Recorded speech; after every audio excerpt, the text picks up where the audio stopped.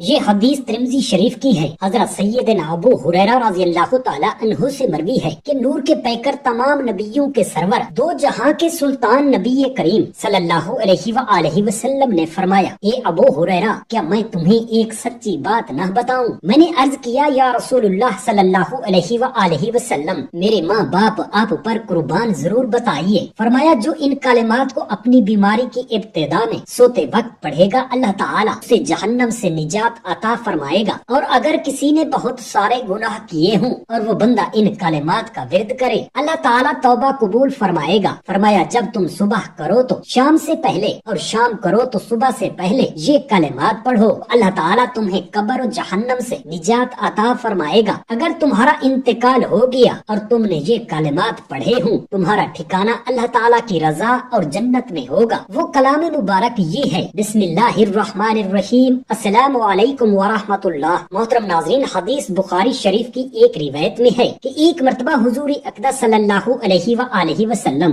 اپنے دونوں ہاتھ دعا کے لیے اٹھائے اور فرمایا، اے میرے پروردگار، میری امت، اور رونے لگے۔ تو اللہ تبارک و تعالی نے فرمایا، اے جبرائیل، محمد صلی اللہ علیہ وآلہ وسلم کے پاس جاؤ، اور تیرا رب خوب جانتا ہے، لیکن ان سے پوچھو آپ کیوں رو رہے ہیں۔ حضرت جبرائیل علیہ السلام سرکار مدینہ صلی اللہ علیہ وآلہ وسلم کے پاس آئے اور عرض کیا، آپ کیوں رو رہے ہیں؟ آپ نے اپنا حال بیان فرمایا۔ حضرت جبرائیل علیہ السلام نے بارگاہ الہی میں عرض کیا تو رب تبارک و تعالی نے فرمایا، اے جبرائیل، محمد صلی اللہ علیہ وآلہ وسلم کے پاس جاؤ اور کہو، تمہاری امت کے بارے میں ہم تجھ کو راضی کر دیں گے اور مایوس نہیں کریں گے، اور دوسرے نبیوں کی امتوں کے بارے میں بھی بتاؤ۔ حضرت جبرائیل علیہ السلام رسول کریم صلی اللہ علیہ وآلہ وسلم کے دوبارہ بارگاہ اقدس میں حاضر ہوئے اور انبیاء کرام سابقین کا تذکرہ کرنے لگے۔ یا رسول اللہ صلی اللہ علیہ وآلہ وسلم، میں نے فلاں نبی کی امت کو جہنم میں دیکھا ہے، فلاں نبی کی امت کو دوزخ میں دیکھا ہے۔ حضرت جبرائیل علیہ السلام تیزی کے ساتھ ہر نبی کا تذکرہ کرتے چلے گئے اور کوئی جھجک محسوس نہیں ہوئی، لیکن حضرت عیسیٰ علیہ السلام کی امت کا تذکرہ کرنے کے بعد یک بیک حضرت جبرائیل علیہ السلام کی زبان رک جاتی ہے، اس لیے کہ حضرت جبرائیل علیہ السلام جانتے تھے کہ رحمت عالم صلی اللہ علیہ وآلہ وسلم کو اپنی امت سے بے پناہ محبت ہے۔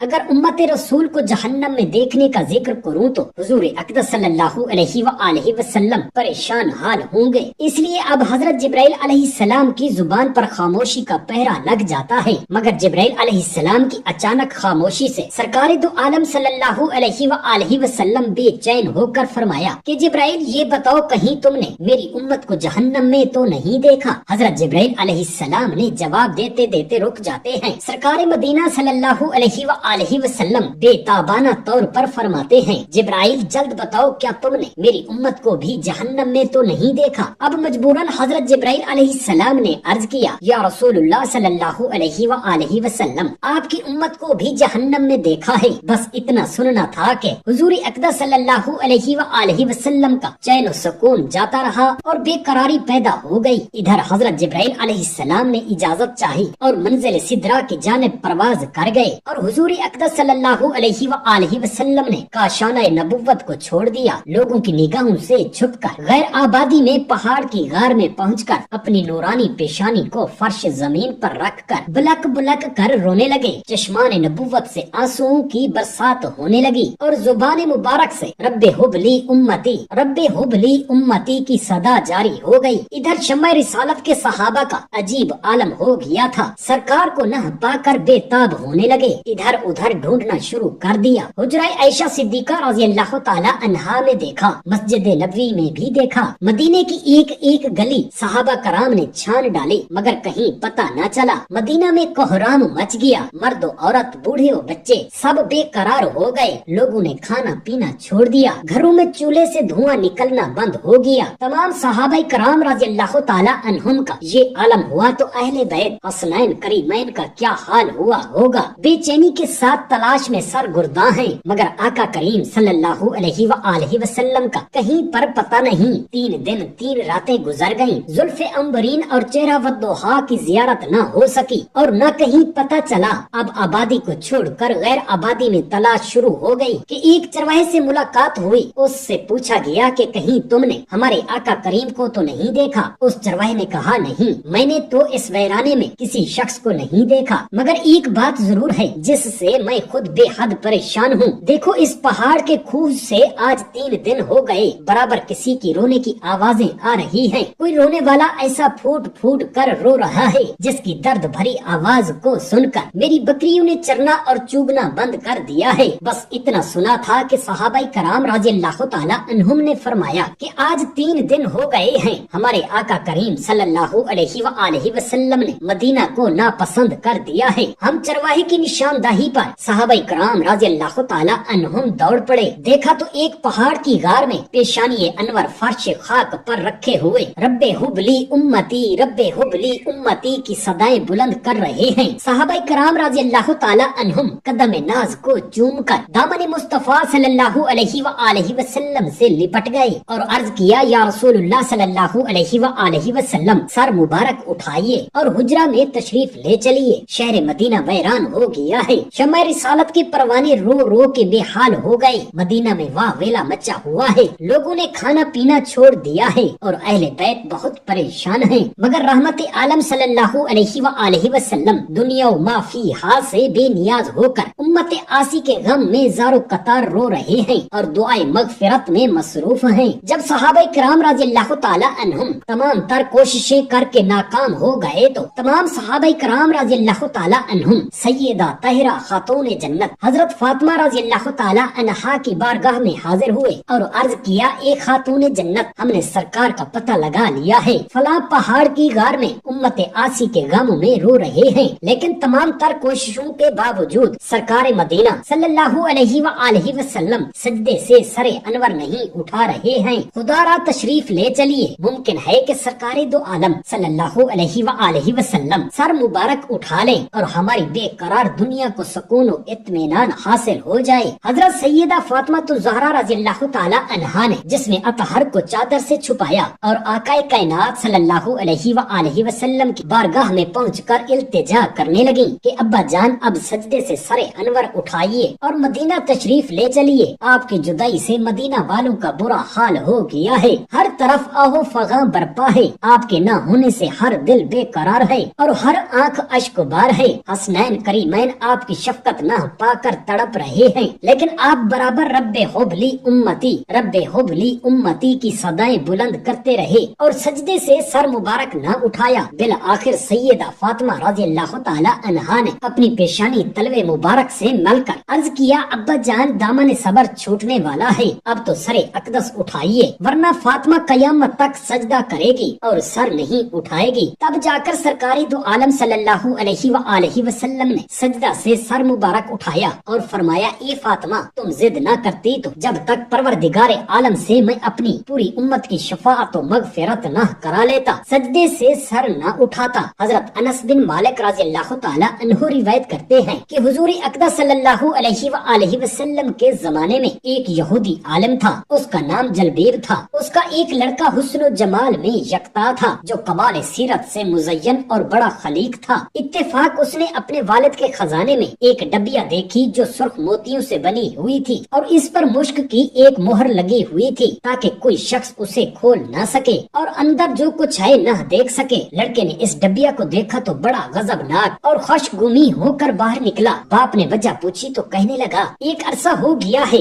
آپ نے کوئی چیز مجھ سے پوشیدہ نہیں رکھی، مگر یہ ڈبیا ہمیشہ بند رکھی ہے، حالانکہ میرے ساتھ آپ کی شفقت و محبت بہت زیادہ ہے۔ باپ نے بتایا، بیٹا اس میں جواہرات نہ ہی خزانہ ہے، اس میں چند اوراق ہیں، جب تم علماء کی مجالس میں بیٹھ کر فاضل ہو جاؤ گے اور ہر بات سیکھنے لگو گے تو اس کا مطالعہ بھی کر لینا، چونکہ ابھی ناپختہ ذہن ہو، اس لیے ڈبیا کا راز دیدہ و دانستہ پوشیدہ رکھا گیا ہے۔ ایک دن جلبیب بارہ نوشی میں مشغول تھا، جہاں یہ موقع غنیمت جانتے ہوئے والد کے خزانے میں گیا اور اس ڈبیا کے کھولنے میں مشغول ہو گیا جس کے لیے رازداری سے کام لیا جا رہا تھا۔ مہر توڑ دی گئی، ڈبیا کا ڈھکن کھولا ہی تھا کہ نور کی ایک شعاع نمودار ہوئی جس کے سامنے چراغ کی روشنی مانند پڑ گئی۔ ڈبیا کے اندر دو سفید ورق دکھائی دیے جن پر لا الہ الا اللہ محمد رسول اللہ لکھا تھا۔ اس کلمہ طیبہ کے بعد حضور نبی کریم صلی اللہ علیہ وآلہ وسلم کے اوصاف حمیدہ لکھے ہوئے تھے کہ آپ کے ابروں پہ وسطہ ہوں گے، داڑھی گھنی ہوگی، جسے بھی اس کا زمانہ میسر ہو اس کی بات سنے بولے اس کا کلام قرآن مجید ہوگا، اس کا دین اسلام ہوگا، وہ انسانوں کو خدا کی عبادت کی دعوت دے گا، پانی سے نہیں ڈرے گا۔ وہاب کی لگامیں اس کاغذ پر پڑھی تو حضور اقدس صلی اللہ علیہ وآلہ وسلم کی محبت اس کے دل میں گھر کر گئی۔ کہنے لگا کاش میں معلوم کر لیتا کہ آپ خاکی ہیں یا نوری، آسمانوں پر ہیں یا زمین پر، دریاؤں میں رہتے ہیں یا جنگلوں میں۔ اس نے اپنی محرومی اور سوگواری کا اس انداز سے اظہار کیا کہ بے ہوش ہو گیا۔ چند لمحوں بعد اس کی والدہ بھی اس کمرے میں آئی، بیٹے کو بے ہوش پا کر حیران رہ گئی۔ اس کے باپ کو بلایا، بیٹے کو اس حالت میں دیکھ کر اس کے چہرے سے چہرہ ملنے لگا، ماتھے کو چومنے لگا، رو رو کر اپنے بیٹے کی بے ہوشی پر حسرت و غم کا اظہار کرنے لگا۔ جب جوان لڑکا ہوش میں آیا، والدین کو اپنے سرہانے غم زدہ اور پریشان پایا، مگر غصے میں آ کر کہنے لگا اے والد محترم، تم میری آنکھوں کی روشنی نہیں دیکھتے اور بڑھاپے کے باوجود اس رحمت الہی سے محظوظ نہیں ہوئے، آپ مجھے کفر کی تعلیم دے رہے ہیں اور شریعت محمدی اور اس کی اتباع سے محروم رکھنے کی کوشش کر رہے ہیں۔ باپ یہ باتیں سنتے ہی غصے میں پاگل ہو گیا، لڑکے کے بالوں کو پکڑا اور زمین پر پٹخ دیا اور زور زور سے مارنے لگا۔ جب اس کا ظلم حد سے بڑھ گیا تو حی بن اخطب، کعب بن اشرف اور ابو لبابہ وغیرہ اس کی سفارش کے لیے آگے بڑھے۔ انہوں نے دیکھا کہ باپ بیٹے کو ایذا دینے میں پاگل ہو گیا ہے، انہوں نے اسے زبردستی منع کیا، مگر وہ کسی حال میں بچے کو سزا دینے سے نہ رک رہا تھا۔ لوگوں نے اس سے پوچھا آخر تمہارے بچے کا قصور کیا ہے؟ تو وہ کہنے لگا اس کا قصور تو سزائے قتل کے لائق ہے، جب تک میں اسے قتل نہ کر دوں گا ہاتھ نہ روکوں گا۔ پھر اس نے بتایا یہ دین محمد صلی اللہ علیہ وآلہ وسلم پر ایمان لے آیا ہے، اپنے آباء و اجداد کا مذہب ترک کر دیا ہے۔ ان لوگوں نے بھی اس بچے کو نصیحت کرنا شروع کر دیا اور کہا بیٹا تمام لوگ تو ہم سے دین کی تعلیم حاصل کرتے ہیں، لوگ ہماری اتباع کرتے ہیں، لیکن تم محمد الرسول اللہ صلی اللہ علیہ وآلہ وسلم کی اتباع میں لگے ہوئے ہو، اسے چھوڑ دو اور اپنے سابقہ دین پر قائم رہو۔ لڑکا کہنے لگا میں نے سوچ و بچار کرنے کے بعد ان وہمی اور فرسودہ دینوں کو ترک کر دیا ہے اور محمد صلی اللہ علیہ وآلہ وسلم کے صراط مستقیم کو اختیار کر لیا ہے، ان پر ایمان لے آیا ہوں۔ ان لوگوں نے اس نوجوان کو بڑی الٹی سیدھی نصیحتیں کی گئیں، مگر وہ اپنے نیک ارادے پر ڈٹا رہا۔ ان یہودی مشائخ نے کہا چونکہ یہ لڑکا ناز و نعم کا پلا ہوا ہے، زندگی کے مصائب اور تکالیف کا احساس نہیں رکھتا اور یہی وجہ ہے کہ یہ نصیحت کی طرف توجہ نہیں دیتا، اسے اپنے حال پر چھوڑ دینا چاہیے اور اب ضروری ہے کہ اسے آسان زندگی سے ہٹا کر محنت و مشقت کی زندگی کا خوب گھر بنانا چاہیے تاکہ ان سختیوں سے تنگ آ کر دین محمدی سے توبہ کر لے اور پھر اسی راحت و آرام کی زندگی کو حاصل کرنے کے لیے دین سابق پر واپس آ جائے۔ جلبیب نے کہا تمہارے نزدیک اس تکالیف اور ریاضت کا کون سا طریقہ اختیار کرنا چاہیے؟ کہنے لگے یہ نرم و نازک کپڑے اتار کر ٹاٹ پہنا دو، ایک تہ خانہ میں محبوس کر دو، دروازے کو بند کر دو، 3 دن کے بعد ایک جو کی روٹی اور پانی کوزہ دیا جائے تاکہ ناز و نعمت یاد آئے تو فریاد کرے کہ مجھے اس مصیبت سے نجات دلائی جائے۔ جلبیب نے ان لوگوں کی نصیحت پر عمل کرتے ہوئے اس مظلوم کو ایک کمرے میں بند کر دیا، چونکہ اسے سوکھی روٹی اور پانی کی عادت نہ تھی۔ سخت پریشان ہوا، ان کی وجہ سے روتا رہتا۔ ایک دن باپ نے دیکھا تو کہا کیا تم اپنے دین پر قائم ہو یا نہیں؟ وہ دین محمدی سے باز آتے ہو یا نہیں؟ بیٹے نے کہا اے میرے باپ، میرا رونا طعام کی بے لطفی اور پانی کی کمی کی وجہ سے نہیں، بلکہ مجھے تو دیدار محمد صلی اللہ علیہ وآلہ وسلم کا اشتیاق ہے۔ باپ نے پھر کہا جب تک دین محمدی سے توبہ نہ کرو گے تمہیں اس عذاب سے نجات نہیں ملے گی۔ لڑکے نے کہا خدا کی قسم، محمد صلی اللہ علیہ وآلہ وسلم کی محبت جس طرح میرے دل میں جا گزی ہے اس سے توبہ نہیں کی جا سکتی۔ حضرت سیدنا ابو ذر غفاری رضی اللہ تعالی عنہ سے روایت ہے کہ نور کے پیکر تمام نبیوں کے سرور صلی اللہ علیہ وآلہ وسلم نے فرمایا رب تعالی کا ارشاد ہے اے میرے بندو، میں نے ظلم کرنے کو اپنے آپ پر حرام کر دیا ہے اور اسے تمہارے درمیان بھی حرام کر دیا ہے، لہذا ایک دوسرے پر ظلم نہ کیا کرو۔ اے میرے بندو تم سب گمراہ ہو، مگر جسے میں نے ہدایت دی تو مجھ سے ہدایت چاہو، میں تمہیں ہدایت دوں گا۔ اے میرے بندو تم سب بھوکے ہو، مگر جسے میں نے کھلایا تو مجھ سے کھانا طلب کرو، میں تمہیں کھلاؤں گا۔ اے میرے بندو تم سب بے لباس ہو، مگر جسے میں نے کپڑے پہنائے تو مجھ سے لباس طلب کرو، میں تمہیں لباس عطا فرماؤں گا۔ اے میرے بندو تم دن رات گناہ کرتے ہو اور میں تمام گناہوں کو بخش دیتا ہوں، تو مجھ سے مغفرت طلب کرو، میں تمہیں بخش دوں گا۔ اے میرے بندو تم میرے نقصان کو نہیں پہنچ سکتے کہ مجھے مجھے کچھ نقصان پہنچاؤ اور نہ ہی میرے نفع تک تمہاری رسائی ہے کہ مجھے نفع پہنچا سکو۔ اے میرے بندو، اگر تمہارے اگلے پچھلے اور تمہارے انس و جن تم میں سے کسی ایک متقی پرہیزگار کی طرح ہو جائیں تو بھی میری سلطنت میں کچھ اضافہ نہ ہوگا۔ اے میرے بندو، اگر تمہارے اگلے پچھلے تمہارے انس و جن تم میں سب سے زیادہ گنہگار شخص کی طرح فاجر ہو جائیں تو بھی میرے ملک میں کوئی کمی نہ ہوگی۔ اے میرے بندو، اگر تمہارے اگلے پچھلے انس و جن کسی ایک مکان میں یکجا ہو کر مجھ سے سوال کریں اور میں ہر انسان کا سوال پورا فرما دوں تو بھی میرے خزانے میں کچھ کمی نہ آئے گی، مگر اتنی کہ جیسے کسی سوئی کو سمندر میں ڈال دیا جائے تو وہ جتنی کمی کرتی ہے۔ اے میرے بندو، یہ تمہارے اعمال ہیں جنہیں میں شار کرتا ہوں، پر تمہیں ان کا پورا اجر عطا فرماؤں گا، لہذا جو بھلائی پائے تو اللہ تعالیٰ کا شکر ادا کرے۔ حضرت سیدنا ابو ہریرہ رضی اللہ تعالیٰ عنہ سے مروی ہے کہ نور کے پیکر تمام نبیوں کے سرور دو جہان کے سلطان نبی کریم صلی اللہ علیہ وآلہ وسلم نے فرمایا، اے ابو ہریرہ، کیا میں تمہیں ایک سچی بات نہ بتاؤں؟ جو اسے اپنی بیماری کی ابتدا میں پہلی مرتبہ سوتے وقت پڑھے گا اللہ تعالیٰ اسے جہنم سے نجات عطا فرمائے گا۔ میں نے عرض کیا، یا رسول اللہ صلی اللہ علیہ وآلہ وسلم، میرے ماں باپ آپ پر قربان ضرور بتائیے۔ فرمایا، جب تم صبح کرو تو شام سے پہلے اور شام کرو تو صبح سے پہلے اپنے مرض کی ابتدا میں پہلی مرتبہ سوتے وقت یہ کلمات پڑھو گے تو اللہ تعالیٰ تمہیں جہنم سے نجات عطا فرمائے گا۔ پھر اگر تمہارا اسی مرض میں انتقال ہو گیا تو تمہارا ٹھکانہ اللہ تعالیٰ کی رضا اور جنت میں ہوگا، اور اگر تم نے بہت سارے گناہ کیے ہوں تو اللہ تعالیٰ تمہاری توبہ قبول فرمائے گا۔ وہ دعا یہ ہے، لا الہ الا اللہ یحیی و یمیت وہو حی لا یموت وسبحان اللہ رب العباد والبلاد والحمد للہ کثیرا طیبا مبارکا فیہ علی کل حال اللہ کبرنا ربنا وجلالہ وقدرتہ بکل مکان اللہم انت امررتنی لتقبل روحی فی مرضی ھذا فاجعل روحی فی ارواح من سبقت لہ منک الحسنى واعذنی من النار کما اعذت اولیائک الذین سبقت لہم منک الحسنى۔